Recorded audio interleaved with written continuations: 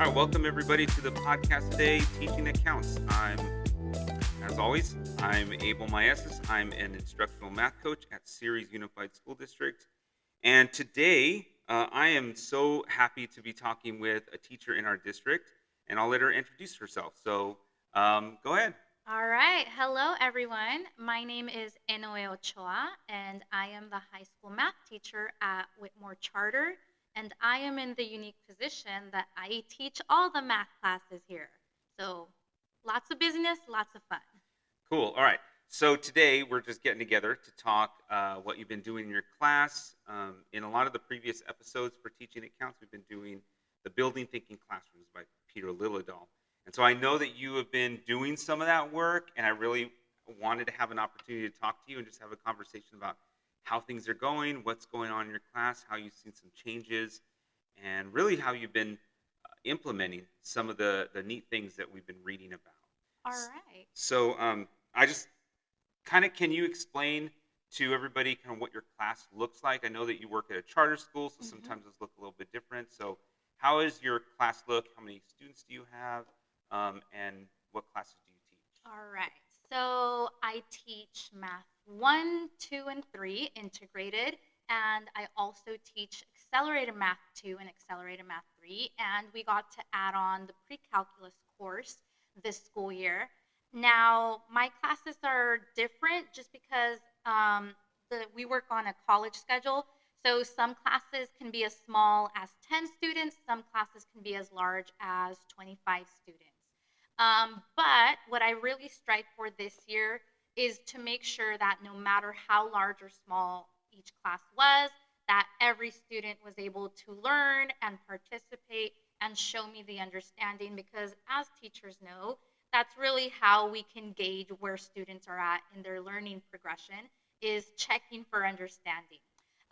So one thing that I have really enjoyed, I attended NCTM in late September with Abel and some other fellow teachers, and we got to see so many cool strategies on how students can showcase their learning versus a teacher explaining everything ad nauseum and boring them to tears. So one of the strategies that I love so much and that you guys can see around my classroom anytime you walk in is the vertical whiteboards. It has been a saving grace for me this year because I am working with new curriculum. So it's really awesome to see how students are engaging and interacting with that curriculum instead of hiding their knowledge in a workbook that maybe I'll look at once or twice a year. Yeah, I have to say, and that NCTM, the annual conference that was in LA this year, there was so much to come out of. There were thousands of, Yes. like, I think hundreds of sessions. And to see Peter Liljedahl there and talk about what he's doing and some of the things really that could be done in our classrooms, I think was inspiring. That's why Yeah. I'm so enthused about this book, and seeing it go on in the classrooms. And you can see, I know we're sitting in your classroom right now as we talk. Yeah. And I love coming into your classroom because you can just see the math that kids are doing. Yeah. As you walk around, I'm walking around right now, I'm just looking around.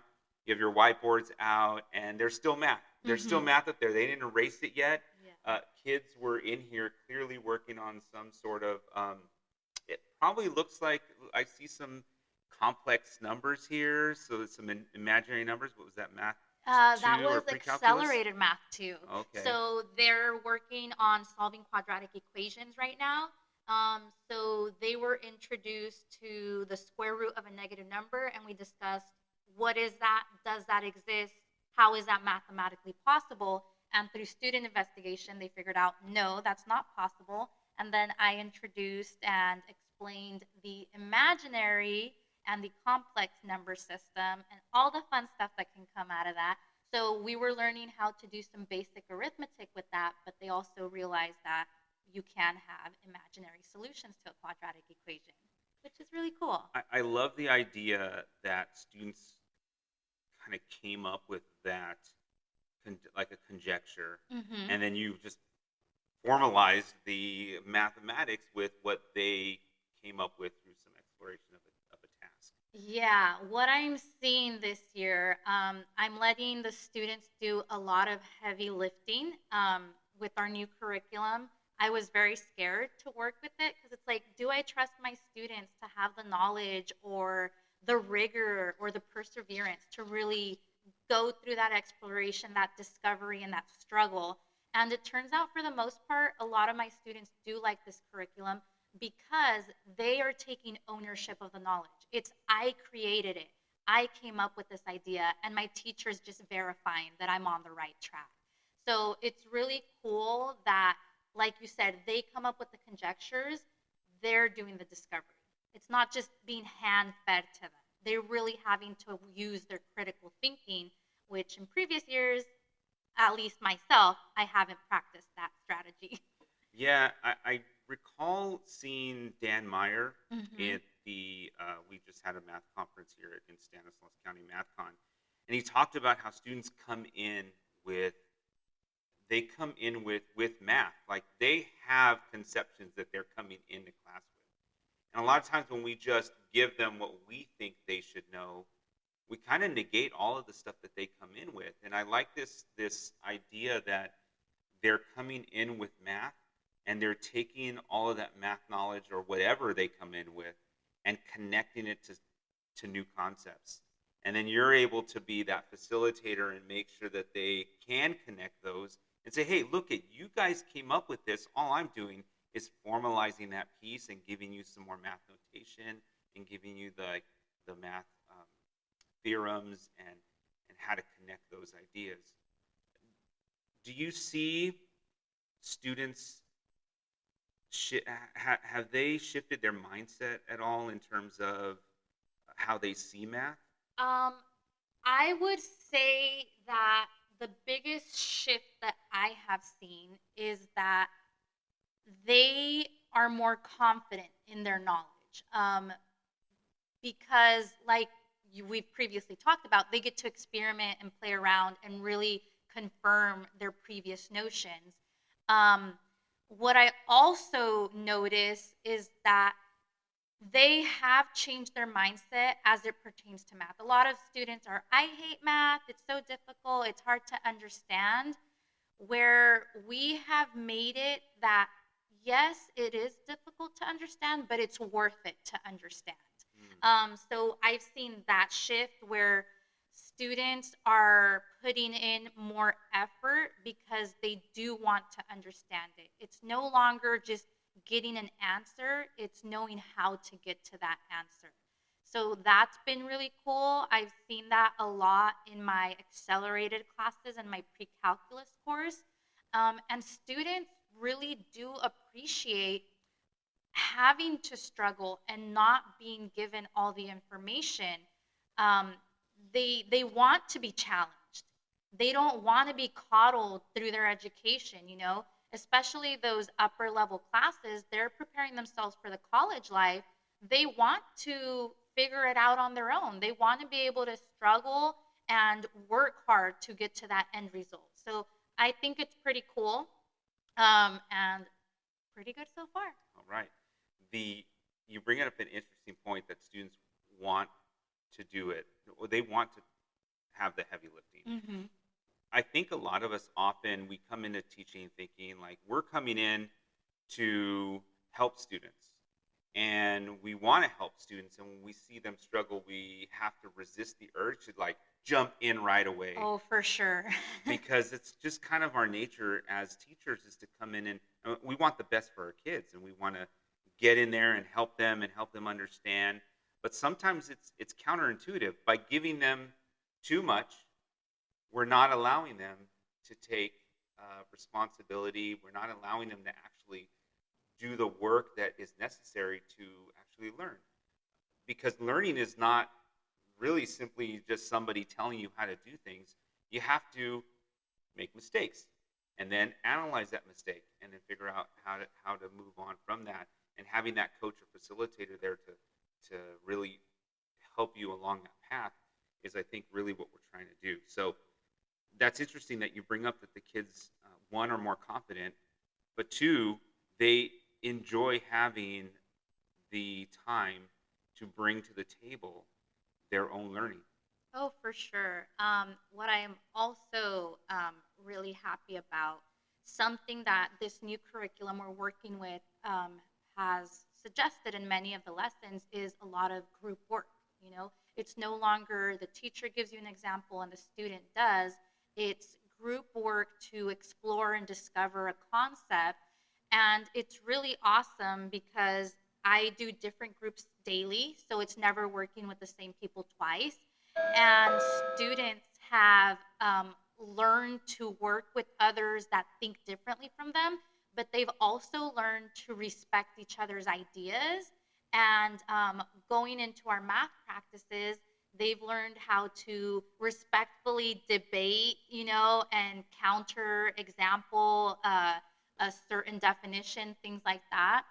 So it's really nice that they're sharing the knowledge with each other. And what I am really trying to work towards, hopefully within the next year or two, is for it to be kind of like a community learning project. It's not just one on your own, it's one for all and all for one, Mm. If one of us is falling behind, we're all falling behind. So we got to make sure everyone's understanding. Yeah, that reminds me of the movie Stand and Deliver. Mhm. You know this. Jaime Escalante just had an impact on my teaching career, and a lot of his philosophy was built around that whole team dynamic. So much so that when I would I guess my saying, if you ask some of my students, my saying was always "Go team." All right, Mhm. let's go team, and that was the way I kind of let students know it was time to get into their groups and start working on the task. Was I would just say, "Okay, go team," and Mhm. that was their release. So I think that that culture that we build within the classroom is so critical for students learning. He mentions Peter Liljedahl mentions in his book about that random groups, like you just mentioned, how you randomly place students in their groups every day. It helps students with empathy, and it helps students with that culture. Yeah. And it also helps students be accountable because they can't get comfortable and be like, oh, we have the person that's going to do all the work. It's like, well, I don't know who I'm going to be with today. So I got to make sure I pull my weight, and we show up and we showcase our understanding. Yeah. So I know that when we talked before, when you started to do this, we talked about those three things that the first three chapters in the book, having tasks, student tasks, and having vertical whiteboards, and then the random groups Hmm. every day.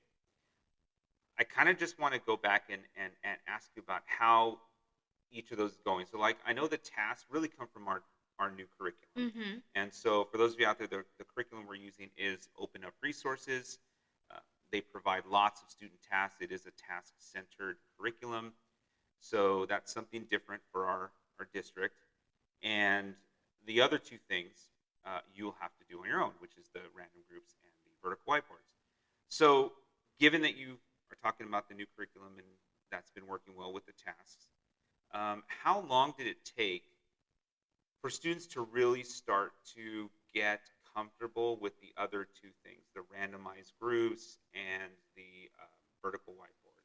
So with my actually with all my classes, the vertical whiteboards was kind of a struggle.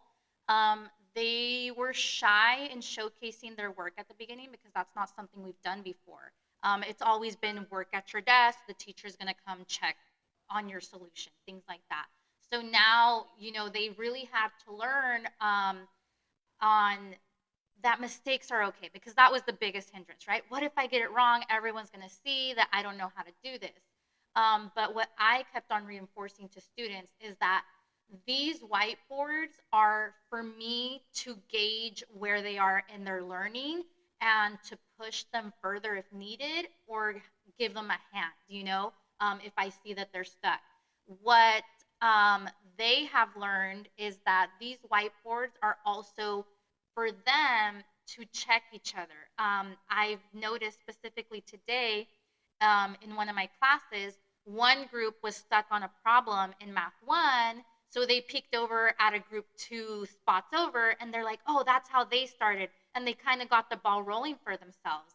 So it's like we're no longer hiding and like locking our knowledge in a box. It's like we're opening up to share. We want to see everyone's ideas and everyone's thoughts. So they're doing pretty well. I would say it took about a month for them to get really comfortable with it and really engage with it. So now students get excited when it comes to whiteboard work because that typically means, okay, the teacher's done teaching her part. Now we get to go have fun. Right. They don't want to sit there and hear us drown on or like go on and Exactly. go on and go They're all, what on. does the teacher know, Yeah. right? And just so everybody knows, we are in a classroom, so you're going to hear dings from the from the school Yeah. every once in a while. We're a K-12, so we have bells for every moment and period. Yeah. So how about the randomized groups? How long does it take students to get used to the randomized groups? So with my upperclassmen, the randomized groups were they were quick to catch on because they've had that in other classrooms. I've just never used it in mine. So they were comfortable with that strategy and they actually like it because they're able to work with different people. Because my upperclassmen, we do have small groups. It's like a class of 10 and a class of 13. So it's nice to change up who you're working with, you know? With my lower classmen, we're actually mm, struggling a little bit on that one because it also kind of goes hand in hand with social behavior and friendship groups and things like that. So with my math 1 and my math 2 group, sometimes students try to be like, no, I don't want to be with that person, or oh, I'm going to switch over to this group. So they try to wiggle out of it because they don't want to work with certain people. But what I keep on stating in the class is that we don't have to like people to consider and respect their ideas. Just because we find someone annoying or frustrating or we think differently from them doesn't mean that they are wrong or that their thoughts are not valid. So it's kind of going into that social emotional behavior as well of learning to work with others and having empathy for students that are struggling, maybe that are falling behind, and you're going to have to help a little bit extra. But like I mentioned earlier, this is a community effort. If one person's falling behind, we got to help them get back on track. So we're all Right. moving forward. Right. Do you see students still like how long have you been doing the randomized groups every day? The randomized groups, I've probably been doing it for about 2 months Ah, solidly. Yeah. At the beginning, I was doing strategic randomized groups, so they kind of could start tell, oh, I'm in the level situation, higher order thinking, whatever.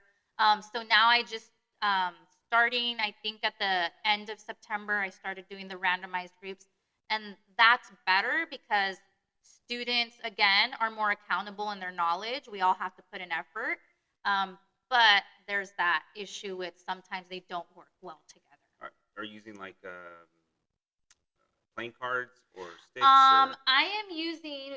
It's so cool. Our admin bought us these pencil sticks.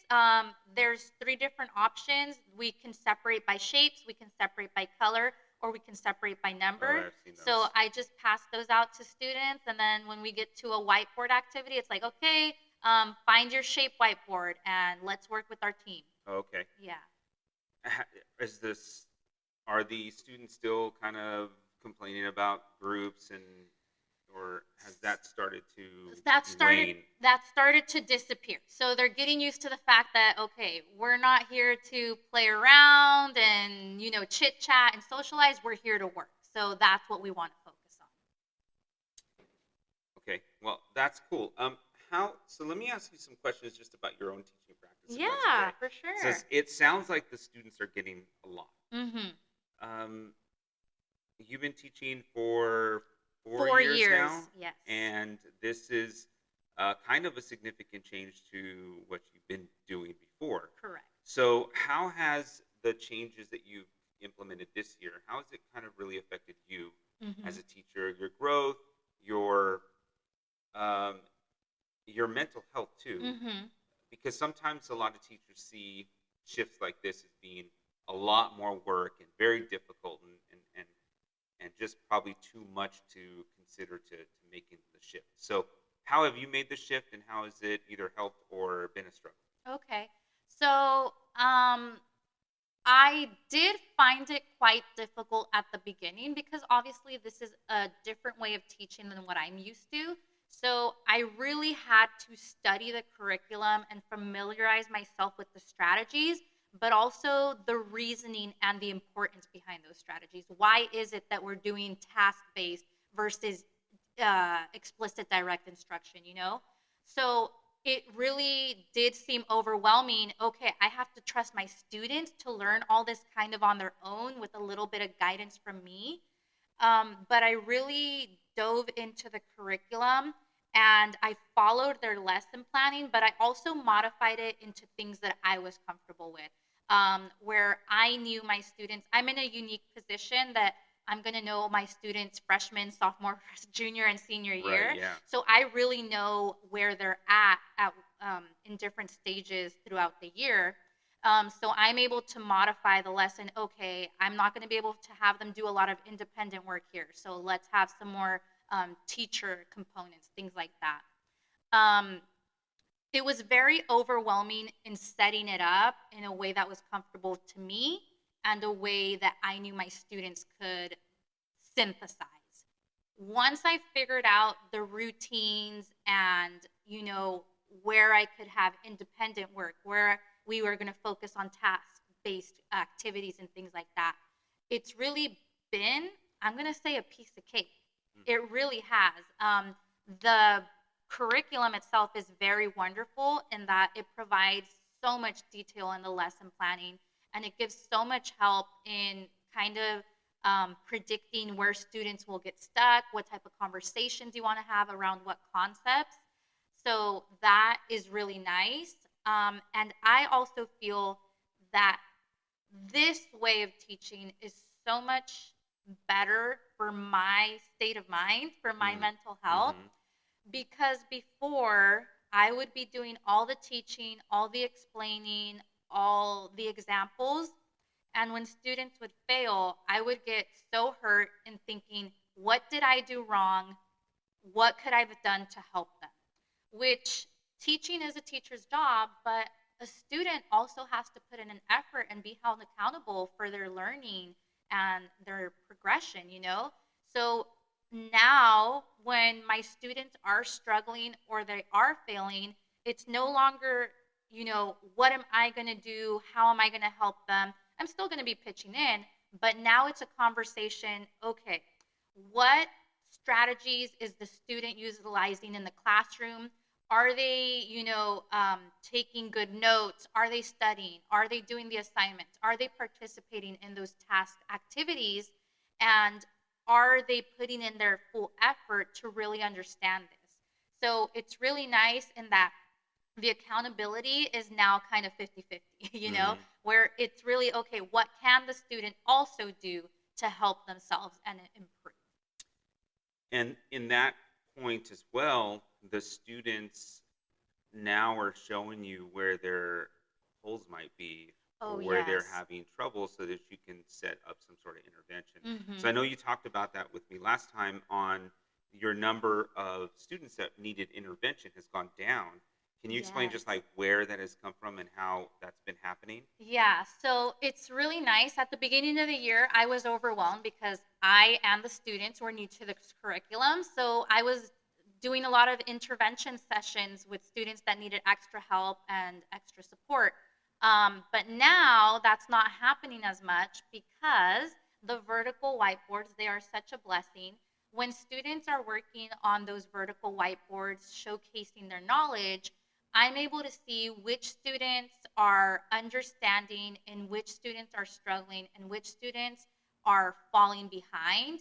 So during those moments, I walk around the classroom and those students that are understanding, I always love to push them forward a little bit with some, depth of knowledge questions and such. But those students that are struggling and falling behind, that's when I step into their group and we start to have conversations and maybe we go into more detail and some EDI in the moment to clear up their misconceptions. So now the intervention is happening in the classroom versus outside of the classroom where a student might not show up or they might not pay attention. Yeah, we talk about tiered interventions, tier 1, tier 2, and tier 3. And what you're describing is in the moment, tier 1 intervention so that students are getting what they need at the moment, and you're not having to wait until you test them after Correct. 3 weeks or 2 weeks or whatever, and then go, oh my gosh, these students didn't do well. Now I have to go and do some sort of tutoring or other intervention. We're going to have kids like that. We're going to have kids that are still struggling at that moment that we don't see in the classroom. But the opportunity that you've had now to see their work, catch them as they do it, catch them as they make those errors, and get them the necessary intervention that they need at the moment has kept kids on track. Yes. Have you seen an increase in understanding and scores and grades? What have you seen in as the student impact of these? Specifically in my Math 1 class, there was, I'm going to say about 20% of the students at the beginning of the school year, their first progress report was a D or an F. And they were really struggling to understand the content and how it was being presented. Now, investing in that in the moment tutoring and making sure I check in with students and track their understanding, I'm actually going to say I'm pretty confident. I just looked at my grade book yesterday. I believe all except for 2 students are earning a C or above. So I only have about probably 1%, that is earning a D or an F. So it's really awesome.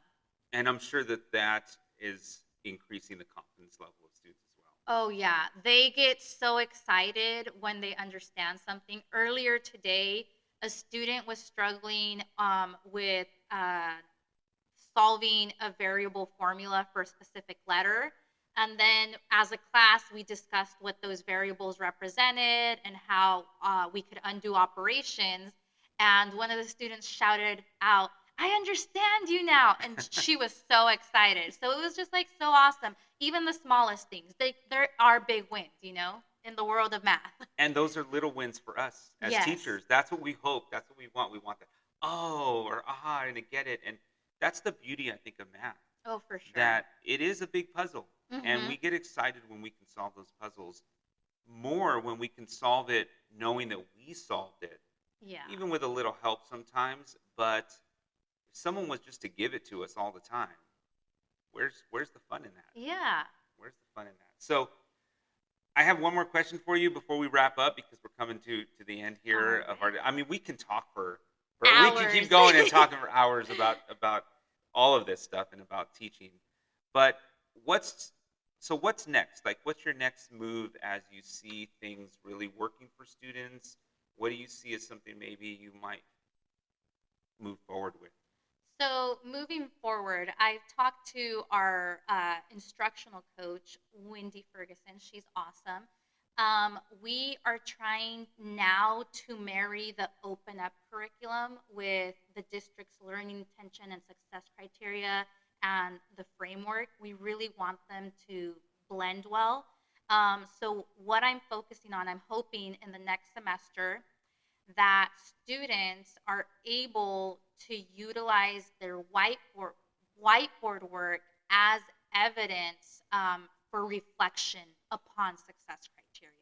So really tracking their understanding, but also, making those direct connections to, this is the work I did in the classroom.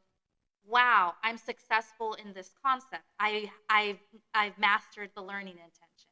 So that's where I'm going. That's great. And I have great news for you. I have been working on a tool to help teachers use Open Up resources and marry learning intention and success criteria. There we So go. we have to talk after this podcast to get together and take a look at that tool that I'm working on. So, well, anyway, it was great talking to you today. Again, we can talk forever about what's happening in your classes and the success that students are having. But I want to thank you for joining me today. Thank you, everyone, for listening. And that's our podcast. Thank you very much. Woo! Go do some math, right? Yes, always.